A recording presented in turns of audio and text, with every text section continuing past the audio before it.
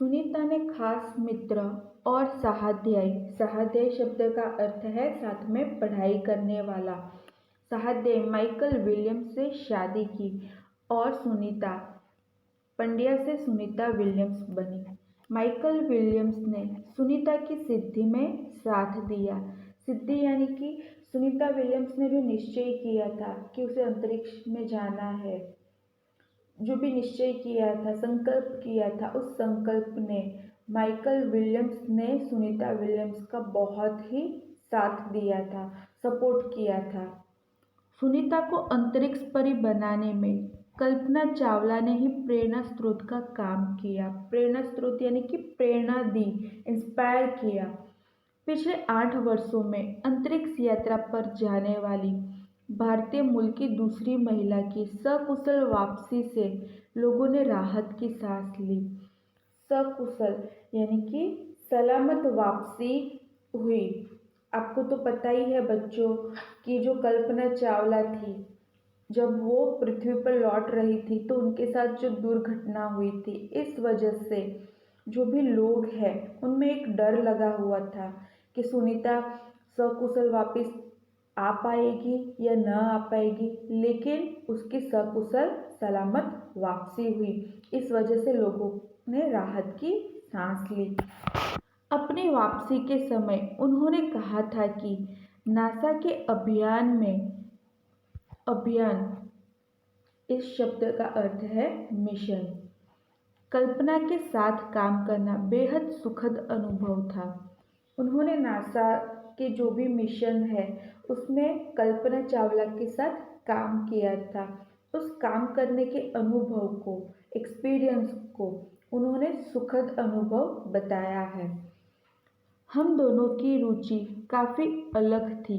रुचि यानी इंटरेस्ट, लेकिन भारतीय होना हमें एक सूत्र में पिरोता था कि दोनों के विचार, इंटरेस्ट अलग अलग थे, लेकिन उन दोनों को वह दोनों मूल भारतीय थी, यह बात उन दोनों को जोड़े रखती थी। दोनों को भारतीय संगीत से बेहद लगाव था। कल्पना से मुझे काफ़ी कुछ सीखने को मिला। यानी कि जो कल्पना चावला और सुनीता विलियम्स है, उन दोनों को भारतीय संगीत बहुत ही पसंद था। Page number 18।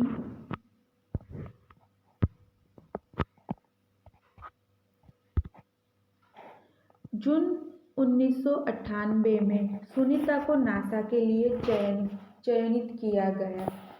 यानी कि 1998 में नासा ने सुनीता को सिलेक्ट किया गया। नासा के लिए चयनित करना यानी कि सिलेक्ट करना।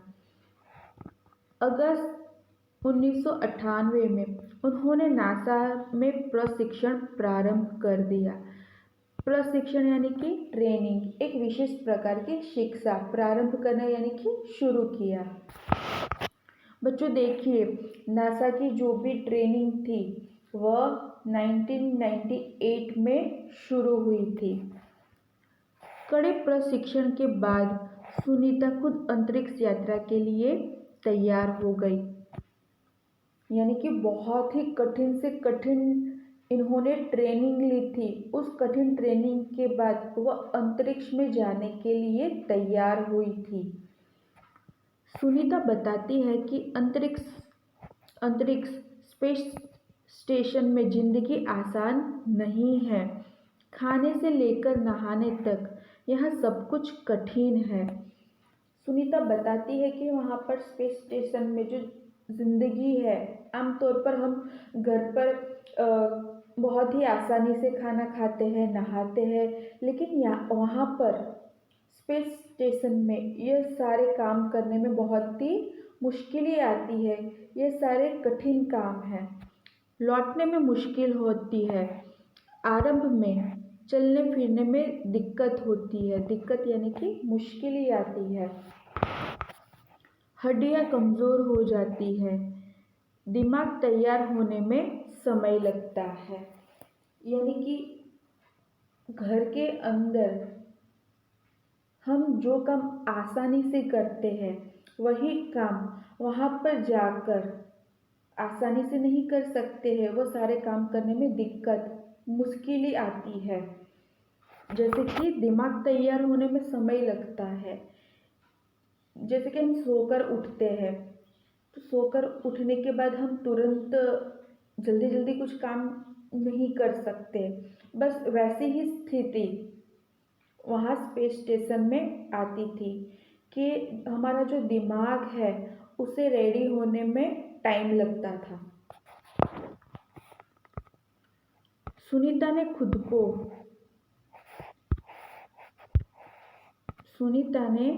खुद को अंतरिक्ष प्रशिक्षण लेकर तैयार किया।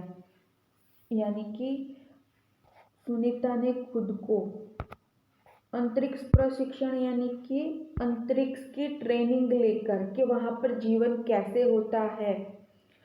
अंतरिक्ष जाने से पहले उन्होंने यह सारी ट्रेनिंग ली थी। वैज्ञानिक तकनीक भरे व्याख्यान। वैज्ञानिक तकनीक यानी कि जो भी साइंस टेक्निकल के जो लेक्चर है वह रूस में रहकर अंतरिक्ष कार्यक्रम तथा उनके यान आदि के बारे में जानकारी प्राप्त की। जो भी स्पेस शटल है और जो भी टेक्निकल लेक्चर है वो सब कुछ उन्होंने देखा, उसकी ट्रेनिंग ली, उनकी जानकारी प्राप्त की। उनकी गोताखोरी में अनुभव होने वाले भारहीनता से स्पेस वॉक प्रशिक्षण में सहायता प्रदान की। देखिए यहाँ पर गोताखोरी शब्द का अर्थ है गहरे समुद्र में डुबकी लगाना और स्पेस वॉक अंतरिक्ष में चलना।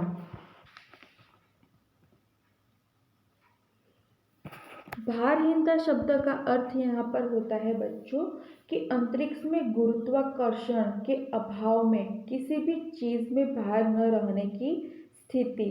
अंतरिक्ष में वहाँ पर हमें किसी भी चीज़ का वजन हम नहीं लगा सकते। जो भी चीज़ों का भार है वह नहीं रहता है। अंतरिक्ष यात्रा के संदर्भ में बहुत से वैज्ञानिक जानकारियाँ और मुश्किलों के बारे में जाना। यानी कि अंतरिक्ष यात्रा में जो भी वैज्ञानिक जानकारी है और उनकी मुश्किलों के बारे में जाना। वे अंतरिक्ष के संभावित खतरों से खेलने के लिए पूर्णतः तैयार हो चुकी थी। देखो बच्चों, ऐसा नहीं कि यहाँ से पृथ्वी से जो स्पेस शटल उड़ा अंतरिक्ष में गया तो उन्हें केवल वही स्पेस शटल में रहना है, ऐसा नहीं था। उन्हें उस स्पेस शटल में रहने के साथ साथ वहाँ पर काम भी करना था और वहाँ पर कौन कौन से खतरे थे उन सब से वह माहितगार थी और वह मानसिक तौर से तैयार थी। अगर ऐसा कुछ हुआ तो मैं यह कर सकती हूँ। वो पहले से उन्होंने खतरे सोच लिए थे और मानसिक तौर पर वह तैयार थी।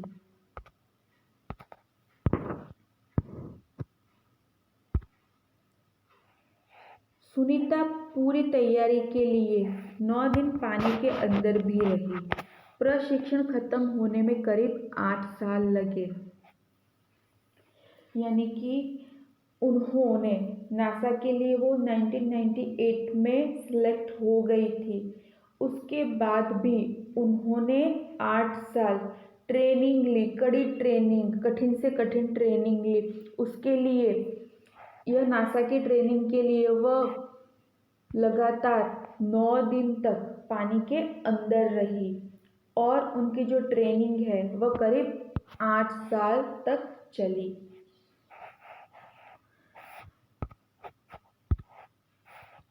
डिस्कवरी अभियान फ्लोरिडा से केनेडी स्पेस सेंटर से फ्लाइट इंजीनियर के तौर पर डिस्कवरी मिशन में शामिल होने के बाद 10 दिसंबर 2007 को अटलांटिस अंतरिक्ष यान ने सुनीता स्पेस स्टेशन पहुंची। यानी कि जब वो पहली बार स्पेस स्टेशन जाती है उसका वर्णन यहाँ पर गया है। वह 10 दिसंबर 2007 को कौन से यान से? उस यान का नाम अटलांटिस अंतरिक्ष यान था। उसके माध्यम से वह अंतरिक्ष में पहुंची। 17 दिसंबर को अंतरिक्ष में चहलकदमी की। पृथ्वी से 360 किलोमीटर की दूरी पर कक्षा में स्थित अंतर्राष्ट्रीय अंतरिक्ष स्टेशन की गति प्रति घंटे 27,744 किलोमीटर थी। यह अड्डा प्रतिदिन पृथ्वी के 15.7 चक्कर काटता था। यानी कि उनका जो भी अंतरिक्ष यान है वह हर रोज 15.7 पृथ्वी के चक्कर काटता था। अर्थात सुनीता ने पृथ्वी के 2,967 चक्कर अपने अंतरिक्ष प्रवास में लगाए। इस अभियान में सुनीता ने 29 घंटे 17 मिनट तक स्पेस वॉक करके अंतरिक्ष में रिकॉर्ड बनाया। स्पेस वॉक करना यानी कि अंतरिक्ष में चलना। वहाँ पर भी जाके उन्होंने रिकॉर्ड बनाया था स्पेस में चलने का। इससे पहले अप्रैल माह में 4 घंटे 24 मिनट में मैराथन जीतने वाली पहली अंतरिक्ष यात्री बन चुकी है। इन्होंने वहाँ पर मैराथन का रिकॉर्ड तोड़ा। वह जो मैराथन था वह उन्होंने 4 घंटे 24 मिनट किया और वह यह मैराथन जीतने वाली पहली अंतरिक्ष यात्री बन चुकी है। अंतरिक्ष के बॉस्टन में मैराथन में 4.5 घंटे 42 किलोमीटर का सफ़र काटने वाली प्रथम अंतरिक्ष यात्री हुई। सुनीता ने अंतरिक्ष में 188 दिन और 4 घंटे के शैनन ल्यूसिक का रिकॉर्ड तोड़ा। यहाँ पर सुनीता विलियम्स ने 188 डेज अंतरिक्ष में रहने का जो शैनन ल्यूसिक का रिकॉर्ड था वह उन्होंने तोड़ा। बच्चों, यह जो पैराग्राफ है यहाँ पर उन्होंने अंतरिक्ष में जाकर क्या क्या काम किया, कौन कौन से रिकॉर्ड बनाए, उसका वर्णन किया गया है।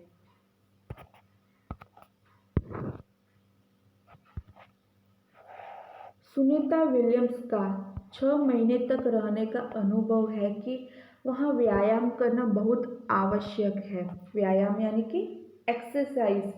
जो भी स्पेस शटल है उसके अंदर अगर रहना है तो एक्सरसाइज करना बहुत ही ज़रूरी है ताकि मांसपेशियाँ यानी कि मसल्स शरीर के अंदर परस्पर जुड़े हुए अंगों का संचालन करने वाली पेशी हड्डियों की शक्ति बनाए रखी जा सके। शरीर को लचीला बनाया रखा जाए। लचीला यानी कि फ्लेक्सिबल, जैसा कि साइकिल चलना, दौड़ना, हवा में तैरना आदि। अंतरिक्ष यात्रा में सोना मुश्किल, रोज डिब्बाबंद भोजन, भारहीनता, शरीर के लचीलेपन तीव्र गति से खत्म होना। लचीलापन खत्म होना यानी कि हम जो एक्सरसाइज करते हैं या तो फिर काम करते करते झुकते हैं तो वो हम आसानी से नहीं कर पाएंगे। अगर हम वहाँ पर एक्सरसाइज नहीं करेंगे तो हम जल्दी से झुक नहीं पाएंगे या तो झुक ही नहीं पाएंगे। तो इस वजह से जो है फ्लेक्सिबिलिटी जो है शरीर की वो वहाँ पर जल्दी से ख़त्म हो जाती है। मांसपेशियाँ और हड्डी का तेज क्षति जैसी समस्याएं थी।